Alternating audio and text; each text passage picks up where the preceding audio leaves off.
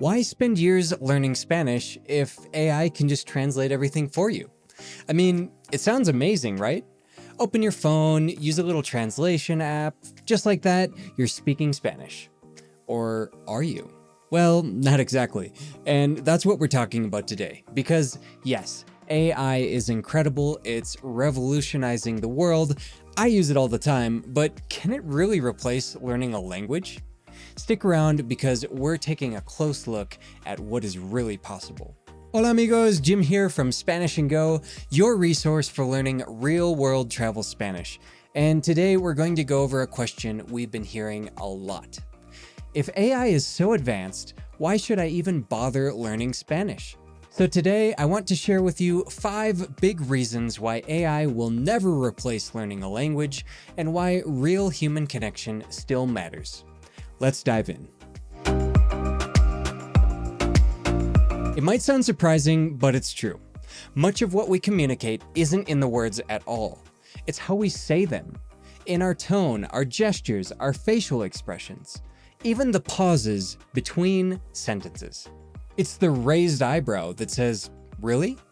The shrug that softens a refusal. The smile that turns a simple "hola" into a warm welcome. Spoken language is just the surface. Beneath it is a quiet symphony of signals. And here's the catch. Those signals are cultural. A gesture that says, "Thanks" in Colima can look aggressive to a foreigner. Today's AI can label expressions, but it struggles to reliably read intent across cultures and contexts. The very stuff connection depends on. Now tell me, how does AI translate a smile? Or the way someone crosses their arms? In some countries, crossing your arms means you're upset. In others, it just means you're comfortable. And here's one that happened to me in Mexico. I once thought this hand gesture was aggressive. Turns out it actually means thank you. It happened a few times while I was driving. I'd stop to let someone cross the street, and they'd raise their hand in a way that at first glance felt off. To me, it looked eerily similar to the English gesture of someone telling you to F off. So for a split second, I'd wonder if I somehow offended them. But no, what I was seeing wasn't anger. It was gratitude. My wife and co-founder Mai later explained it's a common way to say thanks in passing, especially when there's no time for words. That stuck with me. It reminded me how gestures, like words, don't travel with universal meaning.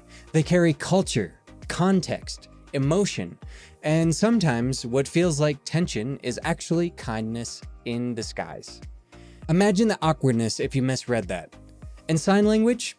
Not universal. Every culture has its own version. While a thumbs up is generally a positive gesture in Western cultures, it can take on a very different meaning elsewhere. Historically, in many parts of the Middle East, West Africa, and South Asia, it was seen as an insulting gesture, roughly equivalent to giving the middle finger in the United States.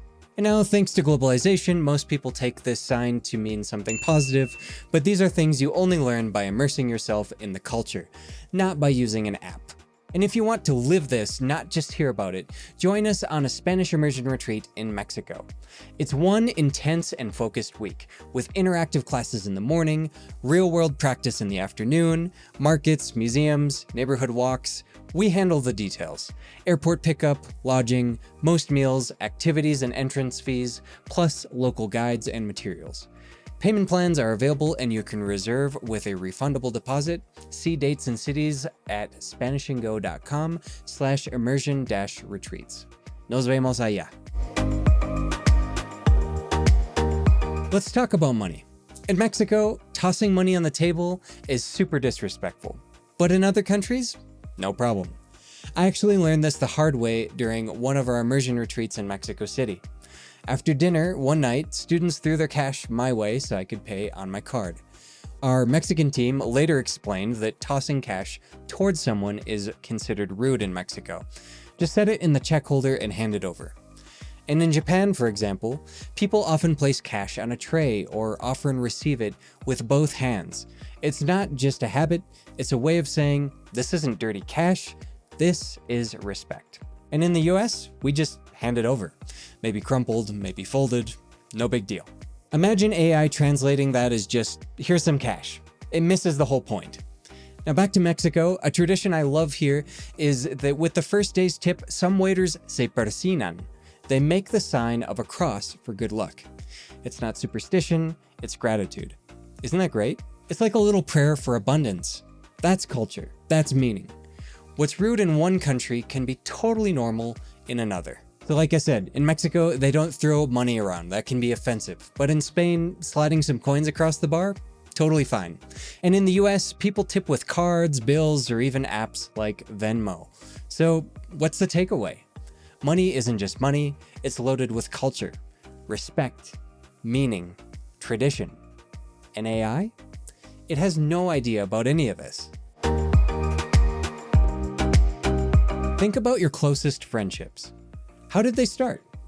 Usually it's through conversation, shared jokes, moments you felt. You don't build that kind of relationship through artificial intelligence. Because here's the thing, friendship isn't just about exchanging information. It's about trust. It's about laughter. It's about those little details you can only get in a real conversation. When you learn a language, you're not just memorizing words. You're learning how to connect with people, how to be human together. The first time you make a friend in another language, it's awkward. You make mistakes. They laugh, you laugh, but then you both get it. That's a bond. That's real connection. An app can't give you that. AI can't give you that. It can translate, hello, how are you? But it can't translate the feeling behind a silly inside joke you share with someone you care about. Picture this. Maybe you're traveling, you're sitting in a cafe in Buenos Aires, you strike up a conversation with the person at the next table. They tell you about their favorite local food.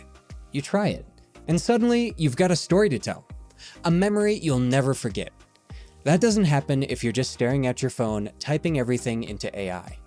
That happens because you dared to connect in their language. And let's be honest, some of the best memories come from the mistakes. You say something funny by accident. Everyone laughs, you laugh too, and now that mistake, it's part of your story together. I remember years ago when I was first learning Spanish, I came to Mexico and I would pass these guys every day on the beach and just kind of wave hi to them. And one day I asked what's a really casual way I could say hi to them that might surprise or impress them with my Spanish? And she told me, oh, well, you could say, ¿Qué onda, vato? And I thought, okay, ¿Qué onda, vato? So I practiced it over and over again until I worked up the courage to go and greet them as I was heading to the beach. And I said, Oye, ¿qué onda, bote? And at the time, I knew that I said something wrong, but I was so embarrassed because it didn't come out the way I thought it would. And we all laughed about it, and it became part of my relationship with those people there. They knew I was really trying to speak Spanish, and the fact that I was able to laugh that off not only helped my confidence, but it helped maintain the relationship with these people. I could have been super embarrassed and just walked away and never said hi to them again, but instead we laughed about it, and it was part of my language journey and also part of my experience and relationship with them. So don't get discouraged by situations like that. They're going to happen. And artificial intelligence doesn't give you these stories. It doesn't give you friendship. It doesn't give you connection. Only learning the language does. And to be clear, I'm not against AI. Not at all. I think it's amazing. It has tons of uses.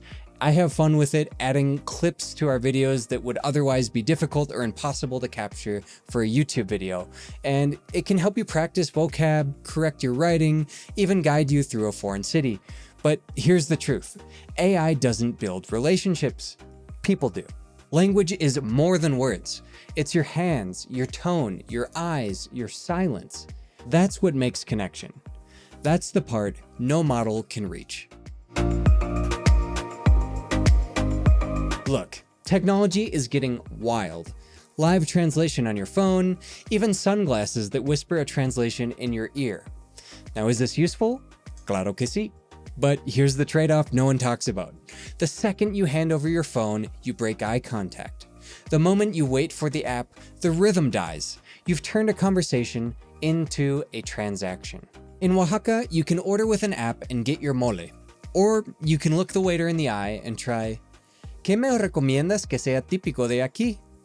One path gets you food, the other gets you a smile, a story, and maybe a local tip you'll never find online. Effort is a signal.